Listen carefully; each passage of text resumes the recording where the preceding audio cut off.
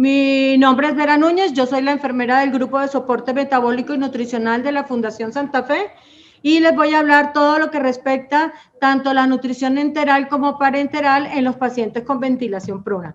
Es importante que sepamos que nosotros como soporte metabólico siempre estamos engranados en trabajar en un grupo interdisciplinario, en el que trabajan disciplinas como medicina, como nutrición, como enfermería, como los químicos farmacéuticos y todo lo que respecta a la rehabilitación física, que son personas también, son uno de nuestros pilares para el desarrollo y la evolución de los pacientes. Entonces, ¿por qué es importante? ¿Qué pasa? Que cuando nosotros nos entregamos o nos enfrentamos a este tipo de pacientes que están en ventilación prona, nos empezamos a preguntar, o sea, empiezan a salir una serie de interrogantes. ¿Qué pasa con la nutrición? ¿Qué va a pasar con ese paciente en ventilación prona, en donde va a haber una serie de cambios, como nos los había explicado anteriormente Andrés, con la presión intraabdominal, en la que había muchos cambios con el efecto de los medicamentos?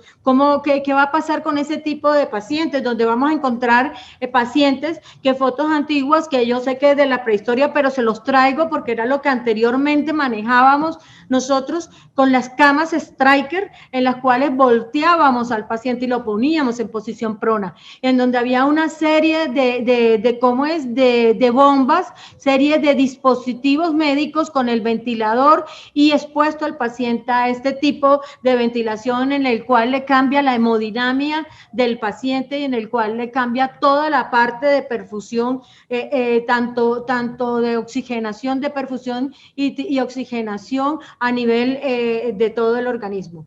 Pero ¿qué pasa? ¿Qué pasa? Cuando nosotros nos enfrentamos a ese paciente de ventilación prona, es un paciente que está en condición, en estado crítico. ¿Y qué pasa con ese paciente? Va a tener una complejidad, su tratamiento va a ser mucho mayor y va a haber un riesgo vital con un grado variable, en donde muchas veces nos vamos a enfrentar ¿con qué? Con pacientes con fallo orgánico, y en el cual va a haber un riesgo vital, en el cual nosotros vamos a poder, de pronto el paciente nos pueda o sobrevivir o no sobrevivir. Entonces nosotros tenemos que enseguida tratar a este tipo de paciente con todas las medidas para que la evolución pueda ser satisfactoria. ¿Qué pasa con el paciente? El paciente siempre va a estar hipercatabolismo, va a haber un catabolismo persistente.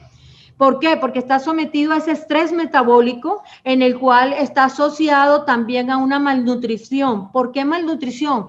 Porque muchas veces estos pacientes en estado crítico, y si lo relacionamos con la pandemia, estos pacientes siempre van a estar con falta de ingesta, van a tener siempre deudas calóricas. Entonces, nosotros vamos a encontrar el paciente que va a ver la triada del catabolismo, del estrés metabólico y de la malnutrición por déficit, ya sea por déficit de que la falta de ingesta por vía oral, por su propia enfermedad, por su propia hipoperfusión, o la falta de nutrientes, porque muchas veces no nos damos cuenta cuántos días está el paciente sin vía oral, y en el momento en que se declara todo este tipo de estado crítico en el paciente, estado crítico agudo en el paciente, es cuando el grupo de soporte tiene que actuar.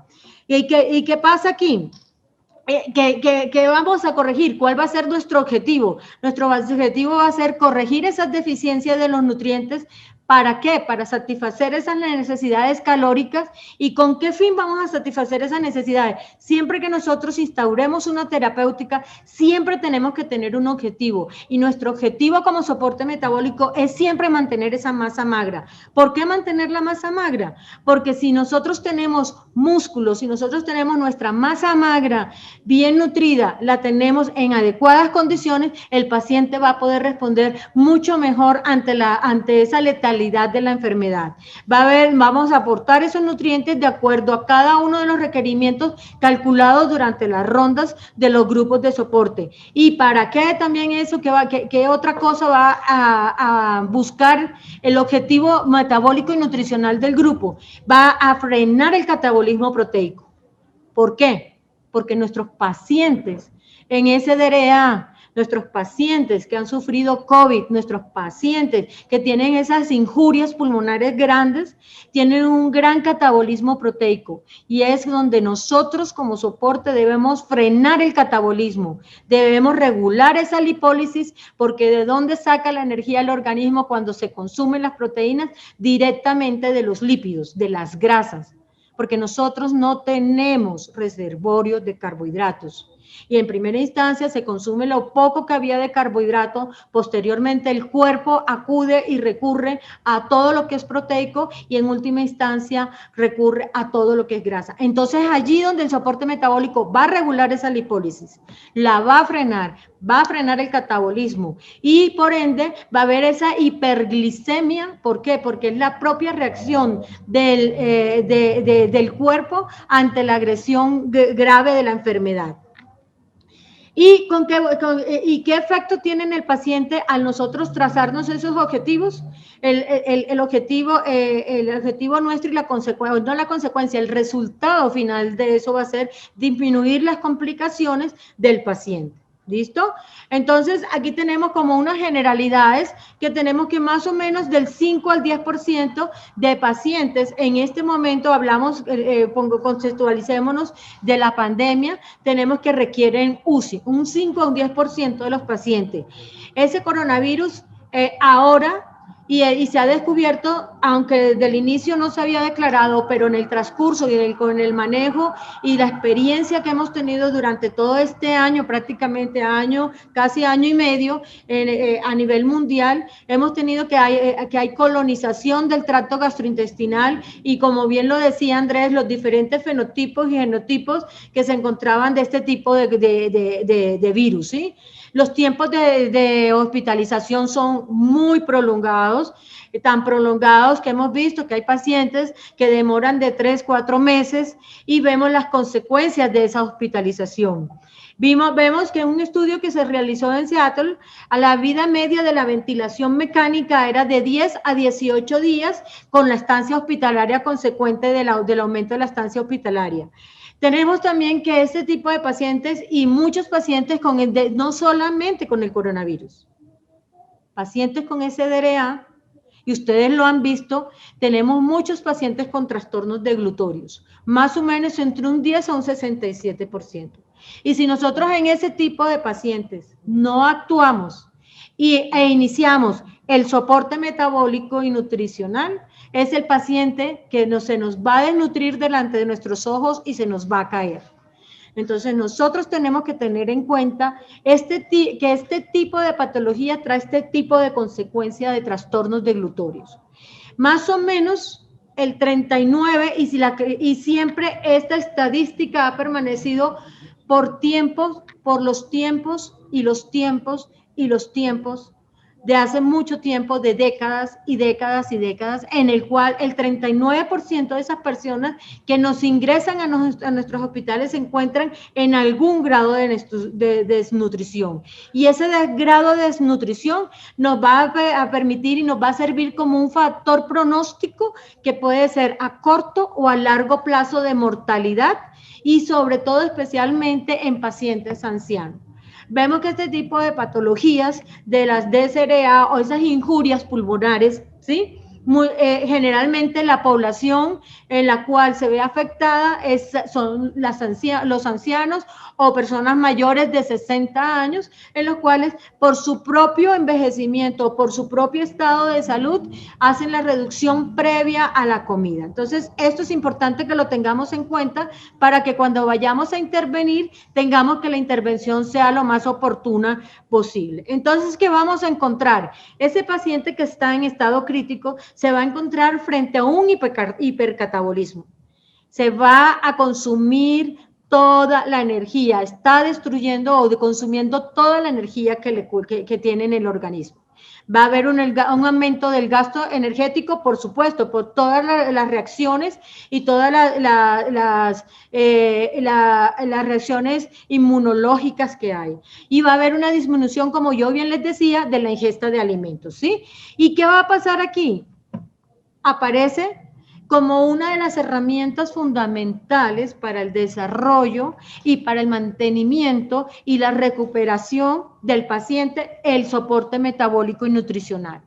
Entonces nosotros como grupo y nosotros como personas que siempre trabajamos en lo que respecta al soporte metabólico y nutricional, siempre tenemos que actuar ahí, pero no podemos actuar solos. Estos pacientes en estado crítico siempre están bajo una unidad de cuidados intensivos y es por eso que siempre debemos trabajar de la mano y coordinado el grupo interdisciplinario con la transdisciplinariedad de que es una unidad de cuidados intensivos, en donde va a haber también lo mismo, grupos como enfermeros, nutricionistas, médicos intensivistas, las fisioterapeutas, las rehabilitadoras físicas, las terapistas respiratorias, personajes tan importantes en este desarrollo del programa. Aquí tenemos como un recorderis en las cuales que los primeros estudios se realizaron en cuanto a ventilación prona, más o menos en la década de los 70, en donde nos decía que esto mejoraba, que este tipo de técnicas mejoraba la oxigenación. En el 64, Brian demostró las bondades de colocar o de implementar una ventilación prona. En el 74 también Froese modificó la ventilación, dice que esto, y concluyó que toda esta ventilación prona modificó la ventilación de las áreas dorsales del pulmón y se lograba manejar o se lograba modificar también el efecto de la masa abdominal con una manipulación postural que no especificaban cuál era esa manipulación postural. Yo pienso que la manipulación postural es el cambio de posición de estar supino a pronación, en donde cambian todas las presiones, y creo que en la siguiente charla algo nos habla nuestra siguiente conferencista cuando comience de todo lo que tiene que ver con la relajación y las presiones, algo de presión intraabdominal. Phil y Brown reportaron que al utilizar una ventilación prona había un aumento inicial de la PO2, mejorando también el drenaje de esas secreciones que había. Y aquí, esto todo es evidencia de la literatura de los beneficios que trae una ventilación prona. Douglas nos dice lo mismo, que se mejora la PA2 reduciendo la FiO2, y lo cual nos trae muchos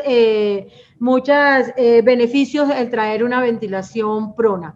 Pero nosotros lo tenemos que relacionar siempre que utilicemos el tipo de técnica, qué efecto también va a traer dentro de la nutrición, y especialmente de la nutrición enteral, porque hablar de una nutrición parenteral, pues ahí los cambios de posición de ventilación prona, al hacer cambio de posición prona, no nos va a traer como muchos cambios en lo que es la absorción de la nutrición parenteral, ¿sí? Sino los cambios que va a traer la nutrición, los cambios en nutrición enteral, en el cual van a haber diferentes cambios en las presiones intraabdominales. Entonces es por eso que vamos a ver que cuando se realice una ventilación prona debemos tener en cuenta que al iniciar una nutrición enteral va a haber cambios en la movilidad diafragmática y va a haber cambios en la evacuación de las secreciones. También que cuando nosotros hacemos este tipo de maniobras, se van a redistribuir las secreciones y va a haber mejoría de la ventilación. Se recomienda en todas las guías que la nutrición enteral por lo menos debe ser iniciada al menos dentro de las primeras 48 horas, siempre y cuando esté el paciente estable hemodinámicamente. Entonces, encontramos dentro de la evidencia, hay mucha evidencia, hay muchos estudios que se han realizado con ventilación prona, y tenemos aquí el estudio que realizó el grupo de ventilación prona, en el que se incluían 225 pacientes y en que reportaron que los valores de CO2 habían disminuido, y con esta disminución del CO2 habían mejorado la sobrevida por lo menos en 28 días. Y con esta mejoría mejoraba también la PO2, pero esto no se relacionó con los cambios de mortalidad, sino con los cambios en cuanto a la mejoría de los índices de oxigenación.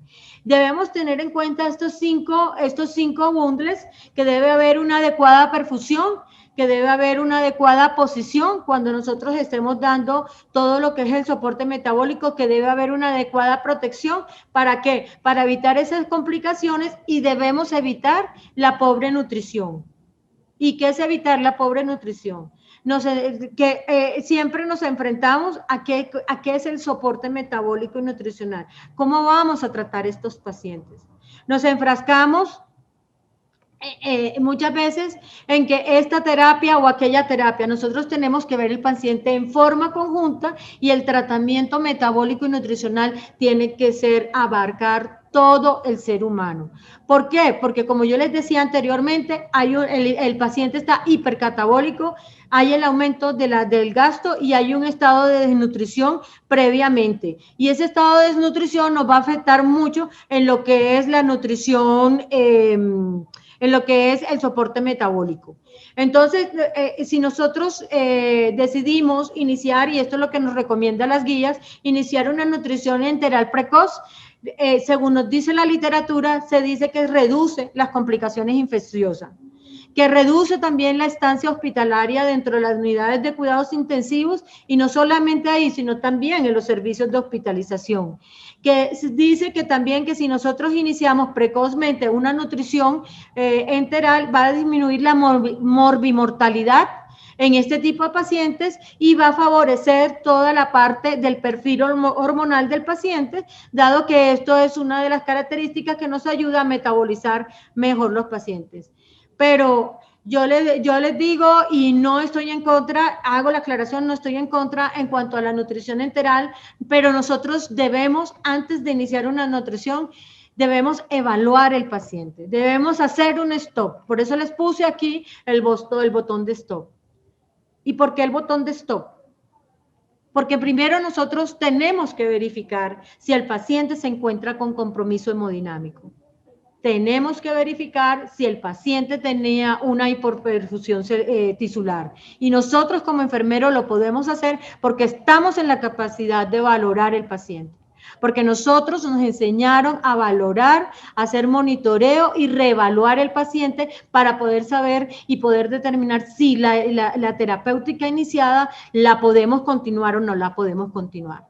Tenemos que determinar si nuestras tensiones arteriales medias son menores de 60. Tenemos que determinar y mirar si hay usos de altas dosis de drogas vasopresoras. Y cuando nosotros ya hayamos sobrepasado esto, que hayamos mejorado todas estas condiciones previas en el paciente, en el cual el compromiso hemodinámico ya no está, en el cual la hipoperfusión tisular ya no está, en el cual mejoraron las tensiones arteriales, en el cual ya los vasopresores bajaron, se pudieron disminuir algo y se mantiene hemodinámicamente estable, es cuando nosotros podemos pensar en iniciar con una estabilidad hemodinámica, y eso nos lo dice todas las guías, las nuevas de Aspen y ESPEN. Pero también se propone realizar una nutrición enteral trófica más una nutrición artificial parenteral. ¿Por qué? Porque si nosotros no podemos iniciar una nutrición enteral cubriendo los requerimientos de ese paciente hipercatabólico, en el cual va a requerir de todo el aporte de nutrientes, si no lo podemos cubrir, nosotros vamos a tener a la vuelta de 5 o 6 días un paciente en el cual le estamos prolongando, le estamos acercando su tiempo de muerte. Entonces nosotros primero tenemos que asegurarle al paciente todo el soporte, todos los requerimientos calóricos, proteico-calóricos, y el resto también de carbohidratos, de lípidos, y no solamente de macronutrientes, sino de micronutrientes, vitaminas, que muchas veces se nos olvida, elementos traza, que muchas veces se nos olvida, esos minerales que nos ayudan a nosotros a las funciones hormonales y enzimáticas. Entonces tenemos que cubrir a esa paciente con todo ese tipo de requerimientos, y sí, y si nos gusta mucho mucho la nutrición enteral porque a todo el mundo le gusta la nutrición enteral, le podemos dar una nutrición trófica. ¿Para qué? Para estimular ese intestino y evitar el sobrecrecimiento bacteriano y evitar esa translocación bacteriana, sí le podemos dar una nutrición enteral. Una ventilación prona no nos inhibe a nosotros que le coloquemos una nutrición enteral. Sí la podemos colocar, pero tenemos que valorar muy bien ese paciente para saber qué cantidad de aporte y en qué momento de la enfermedad puede ese paciente tolerar la nutrición enteral. Pero no podemos, y que no se nos olvide a nosotros como enfermeros, que ese paciente no lo podemos dejar con deuda calórica. Porque si ustedes dejan un paciente con deuda calórica a la vuelta, sumado unos días, es el paciente que a ustedes se les desnutre. Es el paciente que a ustedes, con esos paraclínicos, esos laboratorios y esos paraclínicos, ustedes van a encontrar que el paciente se desnutre con esos resultados de laboratorio, que sumado a la valoración antropométrica que hace la nutricionista y sumado a la interpretación de todos los exámenes que hace el médico de soporte metabólico, el jefe de ustedes de soporte metabólico, el jefe médico, es allí donde se puede sacar la conclusión que tanta terapia metabólica y nutricional requiere ese paciente. Muchas veces este paciente, cuando nosotros iniciamos la nutrición enteral, se va a presentar distensión abdominal, va a haber un aumento del residuo gástrico, que eso lo vamos a hablar un poquito más adelante, y es donde nosotros, eso es un punto de discusión y una piedra en el zapato de más de una de las instituciones, pero tenemos que tratarlo porque es nuestra realidad. Una disminución de la eliminación de los gases y de la materia fecal, precisamente por el efecto del hilio o de la parálisis que muchas veces se produce no solamente con los cambios de posición, sino también con toda la terapéutica adyuvante que hay en este tipo de terapia. Los ruidos hidroaéreos, como les decía, están hipoactivos y todo esto nos permite, muchas veces nos inhabilita a nosotros a utilizar este tipo de vía. Pero también cuando nosotros utilizamos la nutrición enteral y parenteral, muchas veces se nos echa la culpa del síndrome de realimentación, porque acuérdense que el paciente venía en un principio desnutrido y venía en un principio de inanición, y cuando nosotros estamos en un principio de inanición y de un estado de desnutrición, tenemos que tener en cuenta el síndrome de realimentación, en el cual es muy importante porque allí estamos afectados todos, el fósforo, el magnesio, ¿sí? El potasio, que son electrolitos fundamentales para nuestras funciones vitales, para la contracción cardíaca, y en el cual si nosotros hacemos un desajuste de hidroelectrolítico en este tipo de pacientes, lo podemos llevar a un síndrome de realimentación y en su defecto podemos llevarlo a arritmias cardíacas que nos pueden agravar más el cuadro. Y no tenemos en cuenta, y muchas veces no tenemos en cuenta cuando calculamos el soporte metabólico en nutriciones parenterales, el uso de propofol. Y acuérdense que el propofol está constituido, uno de los elementos que lo constituye son los fosfolípidos. Y como fosfolípidos aportan calorías. Y muchas veces nuestros goteos, y no lo hablemos para calcular por gramo, kilo, por unidades kilo, el propofol. Hablemoslo por cantidades, cuántos gramos de propofol ustedes al día administran durante esa relajación que le dan al paciente. Y conste que nosotros no tenemos intereses con respecto a al medicamento propofol, porque no tenemos ningún conflicto de interés en ese respecto, pero sí debemos tener en cuenta que cuando utilizamos tipos relajantes que contienen fosfolípidos, les están aportando calorías. Y si ustedes a un paciente les aporta calorías, le puede hacer un síndrome de realimentación, porque el síndrome de realimentación, no importa de dónde vengan las calorías, es el síndrome que se presenta frente al aporte calórico del paciente. Entonces, más o menos, este uso de propofol está muchas veces subestimado en UCI y no se considera como aporte nutricional, y eso hay que tenerlo en cuenta, ¿sí? ¿Por qué tenemos que tener en cuenta el síndrome de alimentación? Porque los pacientes 9 días o 15 días antes, previos al ingreso, empiezan con reducción del estado de ingesta. Se dicen y la literatura nos demuestra que la posición prona se asocia con mayor riesgo de gastroparesia y vómitos, y nosotros en nuestra práctica sí lo hemos visto que se asocia con mayor presencia de gastroparesia y vómitos, que en algún momento de la enfermedad, o que igual se le ha puesto ventilación prona, y en algún momento de la enfermedad con ventilación prona, muchas veces nos empiezan a tolerar este tipo de dispositivos. Pero que es importante y que se nos olvida muchas veces, ¿no? El aumento del residuo gástrico, como yo les decía anteriormente, el uso de prokinéticos. Todo el mundo que sí, que la guía me dice que el uso de nutrición enteral y que el uso de nutrición enteral, pero ¿qué se nos olvida? Uso de prokinético.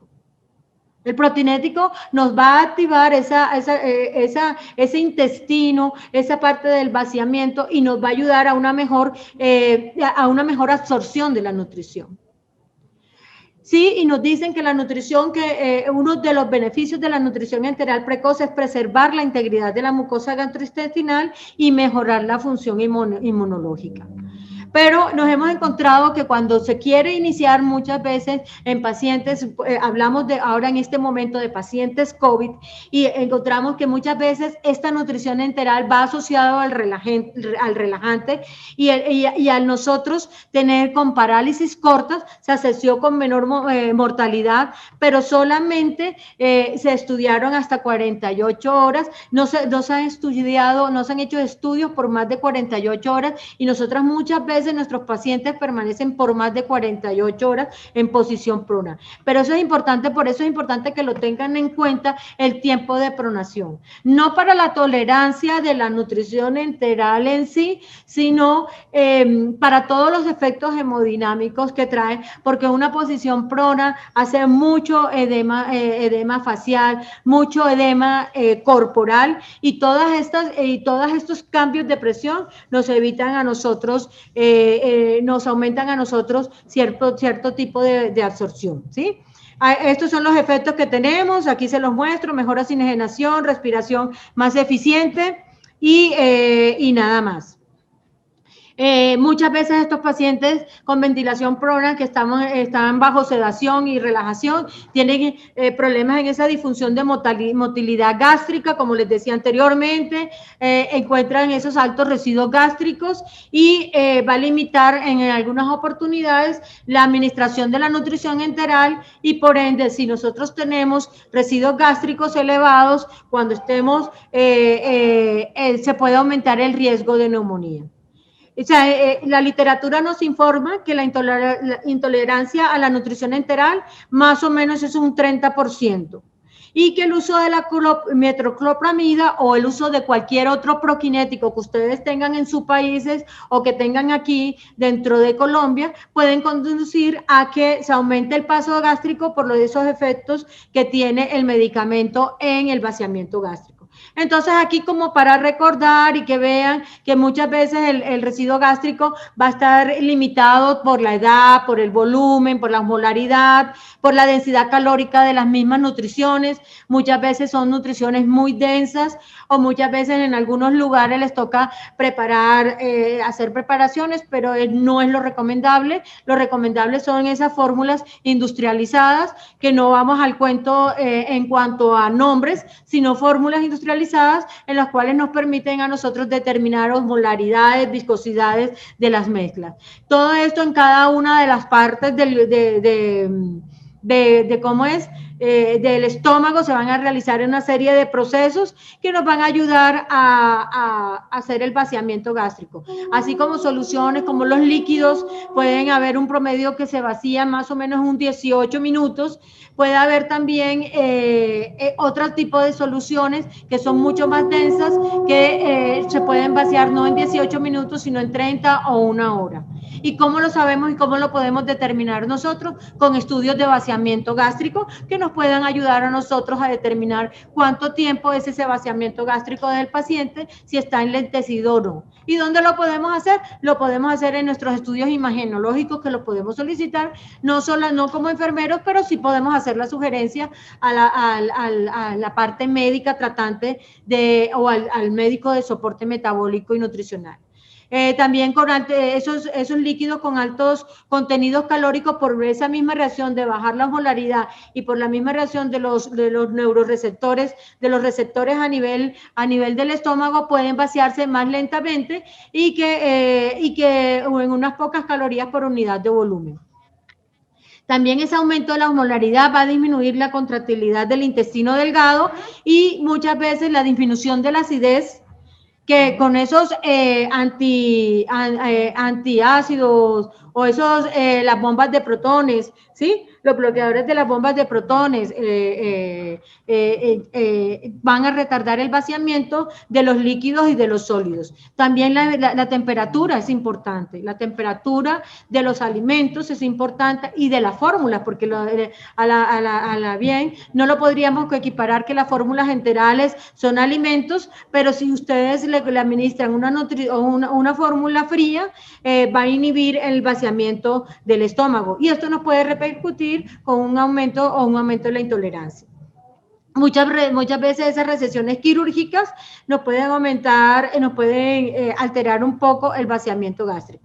Esto es como para recordar que en las partes, en cada una de las partes del estómago van a suceder una serie de funciones que desde la parte, estas funciones van a ser almacenar y procesar, mantener niveles bajos de gérmenes en el tracto gastrointestinal, una de las funciones importantísimas, ¿sí?, del estómago, y que existen esos depósitos de alimentos deglutidos, que el estómago va a ser ese depósito de los alimentos en el cual después de ser deglutidos en el estómago va a haber una mezcla con los movimientos oscilatorios del estómago y ese estómago va a bajar la osmolaridad, ¿sí?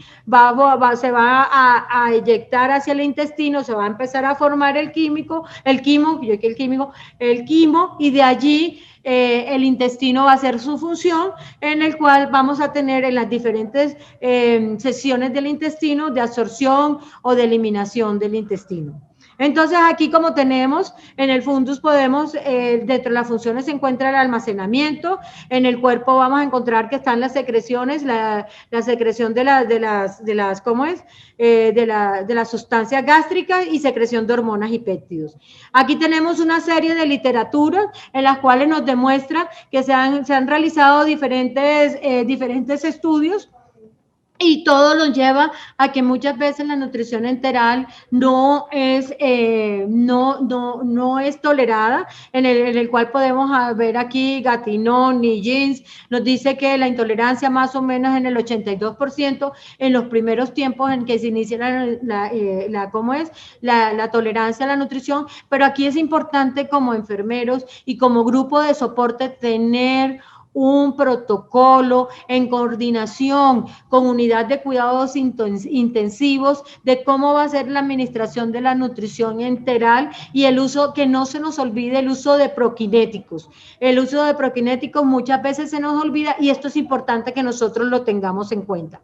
El uso de prokinéticos, un protocolo establecido, la cabecera ya no la tendríamos a 30 grados o si se puede a 30 grados, así sea la posición en Trendelenburg que esté, la podemos llevar hasta 10-25, que es lo que recomienda la literatura, y muchas veces encontramos con solo esas maniobras de subir un poquito la cabecera, de utilizar el uso de prokinéticos y de empezar con nutriciones enterales tróficas, podemos empezar la tolerancia a la nutrición y en la medida que el organismo vaya evolucionando, nosotros también como terapia nutricional vamos evolucionando con el aumento del aporte enteral para poder disminuir el aporte parenteral. Pero no podemos dejar al paciente en deuda calórica.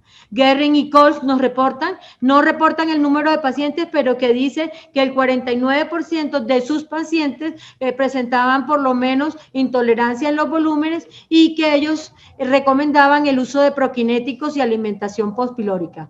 Aquí hay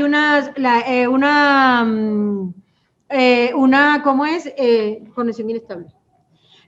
Unas fórmulas que nos dicen que la posición de recomendaciones que nos hacen Aspen, que la posición prona dice que tiene mayor riesgo de intolerancia por disminución de la motilidad gástrica, por retraso en el vaciamiento y por el efecto de la sedación y con los opiáceos.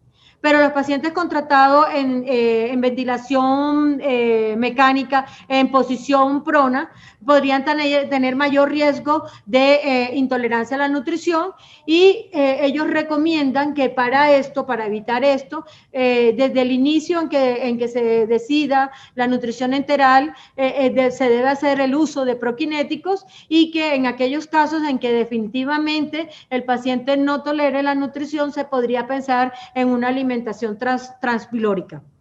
¿Sí? Y en algunos recomiendan medición de residuo gástrico y toman el volumen de 200 a 500. Como para recordar, el residuo gástrico es esa presencia del volumen residual, ¿sí? Que tiene las características alimentarias y que pueden aumentar el riesgo de complicaciones por regurgitación o por náuseas o por vómitos o por broncoaspiración.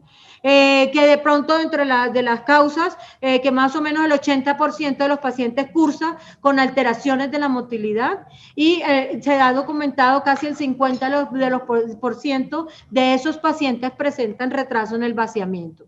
Que esa misma respuesta inflamatoria, esa misma respuesta de sepsis y de hiperglicemias y el efecto se relacionan con alteraciones, todo nos lleva a que se relacionan con las alteraciones de la motilidad del hilio paralítico, que muchas veces esas secreciones endógenas contribuyen también al volumen residual y en pacientes con inhibidores de la bomba de protones nos van a decir que esto retrasa el vaciamiento. Aquí es como un poquito más rápido. Dentro de las complicaciones están los residuos gástricos elevados que tenemos con la nutrición. Puede también, en algunas oportunidades, por los mismos efectos de los opiáceos, en este tipo de pacientes pronos, en los cuales que tenemos que mantener, y los mismos efectos de la relajación, en los cuales que los tenemos que mantener relajados y sedados, nos va a dar estreñimiento, en múltiples oportunidades, algunas oportunidades diarrea o distensión abdominal. Va a suceder el vómito y regurgitación y muchas veces va a haber estas estancias hospitalarias en el cual se va a incrementar y se va a incrementar a su vez la mortalidad. Pero por eso es importante que cuando nosotros iniciemos la nutrición enteral debemos descartar la necrosis intestinal, que no sea oclusiva, que sea por su mismo estado de hipoperfusión general, por su estado inflamatorio que tiene el paciente, ¿sí? Entonces, es importante tener en cuenta que una administración inadecuada de nutrientes en el tracto gastrointestinal disfuncional, vamos a encontrar que hay una hipoperfusión de la mucosa y al haber una hipoperfusión de la mucosa, la absorción también va a estar alterada. Entonces, por eso este tipo de pacientes tenemos que determinar en qué momento de la enfermedad el paciente está hemodinámicamente estable para poder nosotros iniciar y continuar y aumentar la nutrición en el aporte enteral, ¿sí? También dentro de las complicaciones, muchas veces se ocurre durante el sueño la broncoaspiración, se aspiran también muchas veces, estos pacientes aspiran sus propias secreciones que se encuentran en la cavidad oral y aspiran esos microorganismos y esos microorganismos van a entrar al tracto respiratorio y esto va a conllevar y va a aumentar todo lo que es ese proceso inflamatorio en el paciente. Y es por eso que nosotros y algunas literaturas nos recomiendan la aspiración del contenido gástrico. Otros factores que incrementan el riesgo de aspiración, que van a decir que son mayores de 60 años, que hay patologías previas como esas distrofias, que además de tener su injuria pulmonar, tienen su distrofia, tienen el trauma, el mismo proceso inflamatorio del trauma, tienen esclerosis múltiple, el mismo proceso de la diabetes. Acuérdense que la diabetes tiene bajo potasio, el potasio nos disminuye, los niveles de potasio, que son los electrolitos, nos disminuye el vaciamiento gástrico y nos pueden producir esa gastroparesia que normalmente cursan este tipo de pacientes. También la sedación y las alteraciones mentales y medicamentos que nos alteran a nosotros el vaciamiento. Todos estos factores nosotros debemos tenerlo en cuenta cuando nosotros tenemos y debemos monitorizarlo cuando nosotros tenemos un paciente con nutrición enteral con ventilación prona. Bueno, esto es casi que lo mismo que les decía anteriormente. El volumen de infusión debe ser menor en aquellos pacientes que tienen un alto riesgo de aspiración o que han demostrado intolerancia a la nutrición gástrica. Muchas veces es aceptable no iniciar la nutrición en el estómago y muchas veces nos toleran en el estómago, no necesariamente tiene que ser de una vez distal. Le damos la oportunidad al paciente que sea algo muy fisiológico y en el caso que si no requiere algo, no tolera algo muy fisiológico, nos tocaría recurrir a una transpilórica, ¿sí? Se recomienda, algunas literaturas recomiendan la nutrición enteral gástrica temprana o gastrostomías tempranas. Nuestra experiencia hasta este momento, esperamos cierto tiempo para ver cómo es la evolución del paciente y poder realizar este tipo de procedimientos. Se deberá detener hasta cuando haya una inestabilidad hemodinámica en la cual los vasopresores se encuentran en niveles superiores y en la cuales vemos y hemos previamente monitorizado con el drenaje de la sonda en una bolsa colectora cuánto es ese vaciamiento que tiene el paciente antes de iniciar una nutrición enteral. Acuérdense que nosotros como enfermeros, cuando colocamos una sonda, lo ideal sería colocar un drenaje, una bolsa de drenaje, para nosotros poder monitorizar cuál es el débito o cuál es esa salida de ese líquido y cómo está ese estómago, para ver si ese estómago qué cantidades de nutrición enteral nos puede recibir. Mucha cantidad, poca cantidad al principio y en la medida que vaya aumentando la tolerancia, se va aumentando la cantidad. Aquí hay algunas recomendaciones de algunas guías, las revisé con respecto a lo que dice las diferentes guías, que este tipo de pacientes deben realizarse evaluaciones nutricionales. Ellos proponen el GLIN, que tienen una serie de contenidos que lo maneja nutrición y que lo recomienda tanto ESPEN y como otro tipo de organizaciones. La nutrición enteral, dicen que es preferible iniciarla antes que la parenteral, pero acuérdense que si nosotros dejamos el paciente con deuda calórica, es un paciente que no va a tener la suficiente energía para poder responder a ese proceso inflamatorio tan severo que está cursando en ese momento.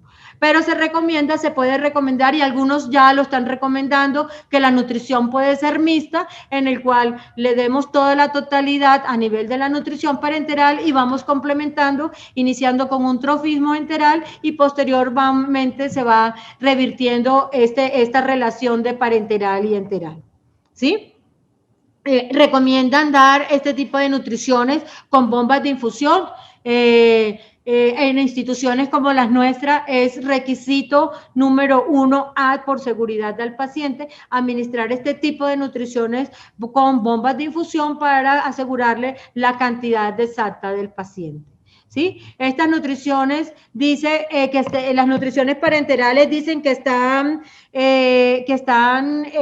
indicadas en pacientes en los cuales la nutrición enteral es insuficiente, y yo creo que por experiencia propia, por lo menos nosotros lo hemos vivido, la nutrición, pacientes con ventilación prona, en su inicio de ventilación prona, donde está el estado más agudo, en la fase EP del paciente, el aporte enteral no es el suficiente y no alcanzamos a cubrir el requerimiento, y por eso tenemos que recurrir a la parenteral. Hay que promover, después de la extubación, la recuperación y rehabilitación de la ingesta de la vía oral, y por eso es importante trabajar con fonoaudiología, porque fonoaudiología es la que nos da la pauta y es la que va a fortalecer ese proceso deglutorio en el paciente. ¿Listo? Acá promover la actividad física, pues para preservar la masa. No, en muchas guías nos dicen no medir residuo gástrico. ASPEN nos dice medir residuo gástrico en pacientes. Se dice que sí se debe medir residuo gástrico en pacientes con uso de vasopresores. El uso de sondas naso-oroyeyunales se recomienda, y en algunas guías nos dicen que el residuo gástrico establecido es de 500. La verdad, con respecto al residuo gástrico no hay ningún consenso. Muchas instituciones lo toman de acuerdo a ASPEN o a ESPEN o guías canadienses, y algunas instituciones lo toman bajo la experiencia vivida y bajo lo que uno está valorando el día a día. Dice que el aumento progresivo de aportes deben alcanzar el objetivo nutricional más o menos al cuarto o sexto día, que debe haber uso de proquinéticos, y que se debe haber una nutrición artificial mixta, que sí la puede haber, como bien les decía anteriormente. Entonces, medir o no medir el residuo gástrico, eso lo determinan ustedes. ¿Cómo lo determinan ustedes? La valoración del riesgo, cómo se puede un poco mitigar con medidas de antirreflujo, con un cuidado especializado y un trabajo interdisciplinario en equipo. Entonces, nosotros como enfermeros también nos tenemos que quitar esas cucarachas que tenemos y esos mitos y realidades que tenemos, ¿sí? Y aquí es importante que hablemos, ¿sí?, de los mitos que tenemos, que muchas veces nosotros para colocar sondas utilizamos, y para la verificación, los métodos de ocultación. Yo como enfermera les digo y les doy la recomendación que el gold estándar, y todos nos lo recomiendan, el uso de la radiografía. Radiografía es la que nosotros nos determina el lugar exacto donde están las sondas. ¿Por qué? Porque, y esto nos ha enseñado, esta pandemia nos ha enseñado que muchas veces, y al no tener un personal capacitado, porque nos tocó recurrir a personal que tenía mucho tiempo de no tener asistencial, muchas veces administrativo, o personal recién egresado, o personal que no tenía contacto con este tipo de dispositivos, se pueden tener errores en cuanto a colocación, y yo puedo interpretar, pero no tengo la seguridad si no tengo una radiografía.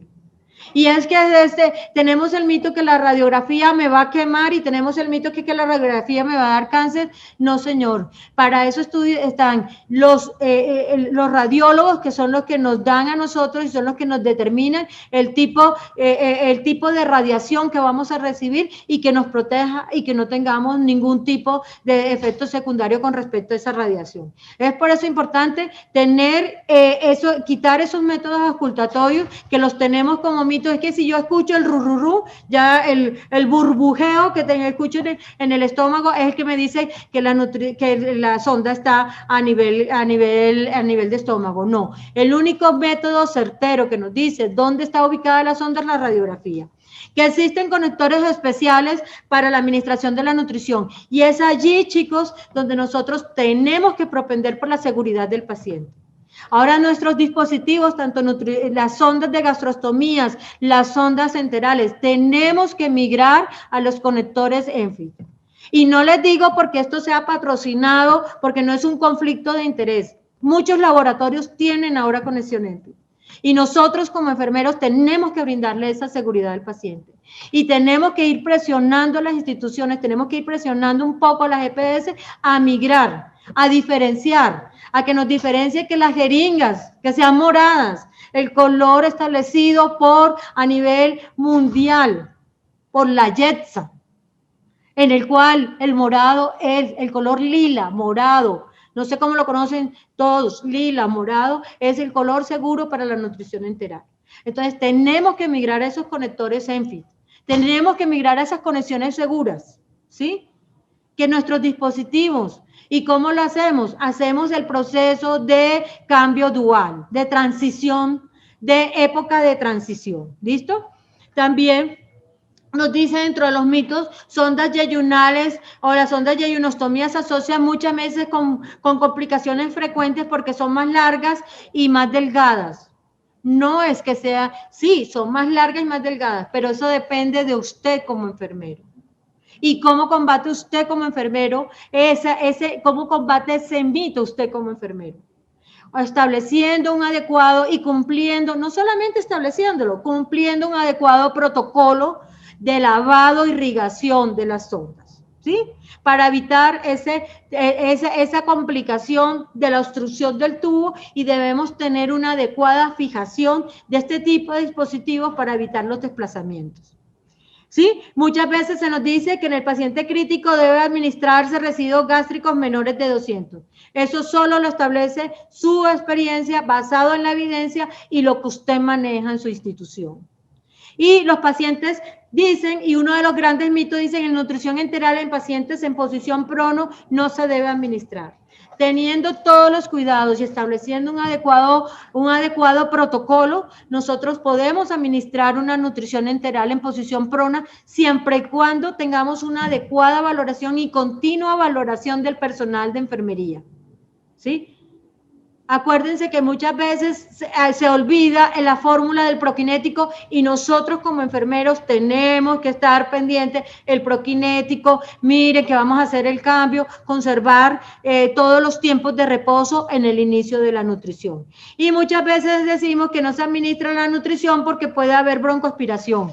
Pero acuérdense, chicos, que cuando nosotros tenemos este tipo de ventilación, cuando un paciente contiene el tubo orotraqueal, este tubo orotraqueal, acuérdense que tiene un tapón, un balón taponador, y ese balón taponador, que es importante, que nos cierra herméticamente, nos hace un sistema cerrado hermético, y eso es lo que no nos permite que el paciente se broncoaspire, porque como ustedes lo pueden ver aquí, este balón taponador no nos va a permitir que si llega algún líquido aquí, se vaya a los pulmones, ¿sí?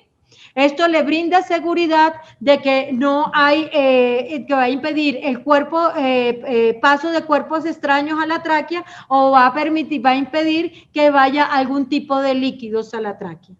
Pero ¿por qué es el mito que tienen las enfermeras o los enfermeros en este tipo de pacientes?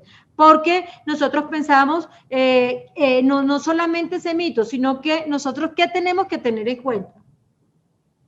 ¿Cuál es la tasa de desplazamiento nuestra de esos tubos que tenemos?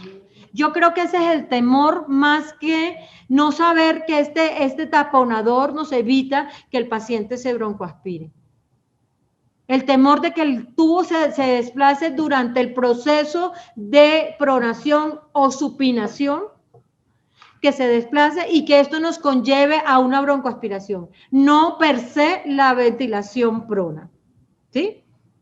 Otro tipo, que cuánto es el drenaje, tenemos que tener en cuenta cuánto es el drenaje previo, que si se debe utilizar o no prokinético. Debemos en primera instancia utilizar valoración de la cavidad abdominal desde el inicio. Si ponemos una sonda, de una vez a drenaje, para medir qué tanto está drenando y qué característica tiene ese drenaje. La presencia de diarreas y vómitos. Aquí con el jefe, el coordinador de la unidad de cuidados intensivos, Andrés Forero, y el grupo de soporte establecimos un algoritmo para el inicio de este tipo de nutriciones, ¿sí? Pero es aquí, como yo les decía, aquí en este recuadro es importantísimo la valoración y monitoreo continuo de la enfermera o del enfermero que está en contacto con el paciente. Porque nosotros como grupo de soporte, yo como enfermera por soporte, ¿puedo hacer el seguimiento? Sí, lo puedo hacer y lo hago diario con todos los pacientes. Lo hago diario y llamo y me dicen, yo otra vez llamando. Sí, lo hago diario, pero aquí es importante, el enfermero que está allí valore el paciente. Yo le creo a mi compañero, a mi colega, le creo lo que me está diciendo. Está distendido, listo, está distendido. Vera me vomitó, listo, te vomitó. ¿Qué tanto te vomitó? Para saber y nosotros poder evaluar esa condición. No se lo voy a explicar porque es bastante grande, pero ustedes deben establecer algoritmos y deben establecer un protocolo de administración en este tipo de mecánicas, en este tipo de terapéuticas que conllevan tanto riesgo en el paciente. Ay, ahora no me deja. Pero aquí, y ya para terminar, esto es una reflexión que les dejo. El juicio profesional es el componente principal de la calidad del cuidado en salud que se le brinda a nuestros pacientes. Entonces, por eso es importante que nosotros como enfermeros nos preparemos, leamos, practiquemos y llevemos a la práctica esa valoración. Apliquemos todos nuestros conocimientos que hemos adquirido durante la universidad, durante el pregrado, durante el posgrado. Muchos tenemos especializaciones en unidades y los que no tienen, no importa, se puede seguir leyendo, se puede seguir aprendiendo. Lo importante es que nosotros como enfermeros nos pongamos a valorar, porque ese juicio profesional es el componente principal de la calidad del cuidado que usted le brinda. Esta es la bibliografía que tenemos y le agradezco enormemente la asistencia.